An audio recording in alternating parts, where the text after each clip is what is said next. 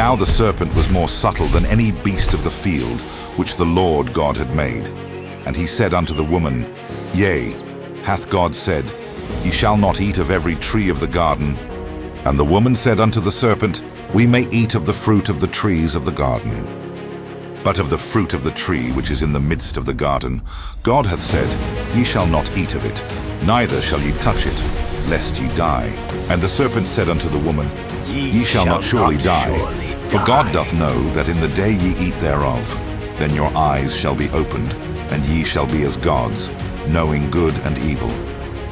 And when the woman saw that the tree was good for food, and that it was pleasant to the eyes, and a tree to be desired to make one wise, she took of the fruit thereof, and did eat, and gave also unto her husband with her, and he did eat. And the eyes of them both were opened, and they knew that they were naked, and they sewed fig leaves together, and made themselves aprons. And they heard the voice of the Lord God walking in the garden in the cool of the day. And Adam and his wife hid themselves from the presence of the Lord God amongst the trees of the garden. And the Lord God called unto Adam, and said unto him, Where art thou? And he said, I heard thy voice in the garden, and I was afraid, because I was naked, and I hid myself. And he said, Who told thee that thou wast naked? Hast thou eaten of the tree, whereof I commanded thee, that thou shouldest not eat? And the man said, The woman whom thou gavest to be with me, she gave me of the tree, and I did eat. And the Lord God said unto the woman, What is this that thou hast done? And the woman said, The serpent beguiled me, and I did eat.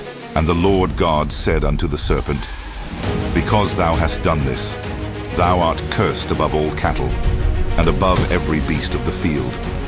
Upon thy belly shalt thou go, and dust shalt thou eat all the days of thy life. And I will put enmity between thee and the woman, and between thy seed and her seed. It shall bruise thy head, and thou shalt bruise his heel. Unto the woman he said, I will greatly multiply thy sorrow and thy conception. In sorrow thou shalt bring forth children, and thy desire shall be to thy husband, and he shall rule over thee. And unto Adam he said, Because thou hast hearkened unto the voice of thy wife, and hast eaten of the tree of which I commanded thee, saying, Thou shalt not eat of it. Cursed is the ground for thy sake. In sorrow shalt thou eat of it all the days of thy life. Thorns also and thistles shall it bring forth to thee, and thou shalt eat the herb of the field. In the sweat of thy face shalt thou eat bread, till thou return unto the ground. For out of it wast thou taken, for dust thou art, and unto dust shalt thou return. And Adam called his wife's name Eve, because she was the mother of all living. Unto Adam also and to his wife did the Lord God make coats of skins, and clothed them. And the Lord God said, Behold, the man is become as one of us, to know good and evil. And now, lest he put forth his hand, and take also of the tree of life, and eat, and live forever. Therefore the Lord God sent him forth from the Garden of Eden, to till the ground from whence he was taken. So he drove out the man, and he placed at the east of the Garden of Eden cherubims, and a flaming sword which turned every way, to keep the way of the tree of life.